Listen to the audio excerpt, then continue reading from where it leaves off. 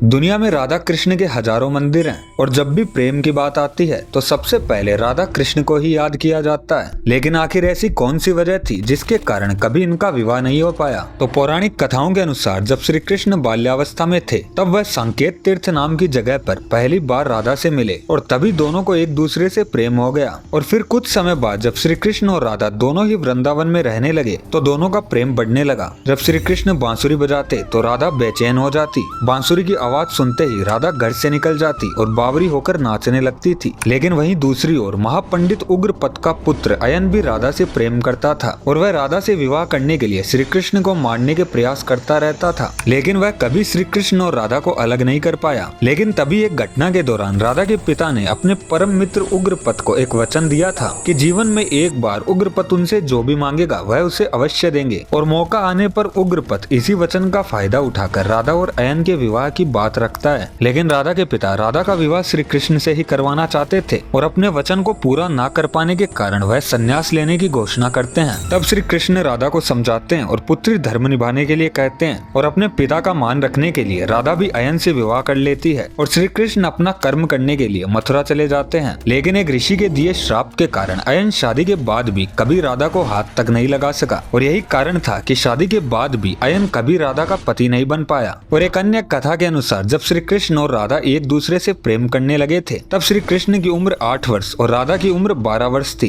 और जब दोनों के प्रेम की बात राधा के घर वालों को पता चली तो उन्होंने राधा को घर में कैद कर दिया। और उधर एक दिन श्री कृष्ण ने माता यशोदा से कहा कि माता मैं राधा से विवाह करना चाहता हूँ। यह सुनकर माता यशोदा ने श्री कृष्ण को समझाया कि तुम राधा से विवाह नहीं कर सकते क्योंकि राधा आयु में तुमसे 5 वर्ष बड़ी है और राधा की मंगनी पहले ही रायाण से हो चुकी है। लेकिन जब बहुत समझाने के बाद भी श्री कृष्ण नहीं माने तब नंद बाबा उन्हें गर्ग ऋषि के पास लेकर गए। तब गर्ग ऋषि ने श्री कृष्ण को समझाया और उनके जन्म का उद्देश्य बताया और नियति को समझते हुए श्री कृष्ण ने भी अपनी जिद को छोड़ दिया। और बाद में जब मथुरा से बुलावा आया तब वह बलराम जी के साथ मथुरा चले गए। इसके बाद राधा जी भी अपनी परछाई को घर में छोड़ अंतर ध्यान हो गई और बाद में इसी परछाई के साथ रायाण का विवाह हुआ था। लेकिन आज भी अधिकतर लोगों का यही मानना है कि राधा जी ने कभी विवाह नहीं किया था और वह जीवन भर श्री कृष्ण से ही प्रेम करती रही। लेकिन वजह चाहे जो भी हो दोनों का प्रेम आध्यात्मिक था और आज भी श्री कृष्ण के साथ राधा का ही नाम लिया जाता है। तो दोस्तों आपको क्या लगता है? हमें अपनी राय कमेंट सेक्शन में जरूर बताएं। और अगर आपको ये वीडियो अच्छा लगा तो वीडियो को लाइक और चैनल को सब्सक्राइब करना ना भूलें।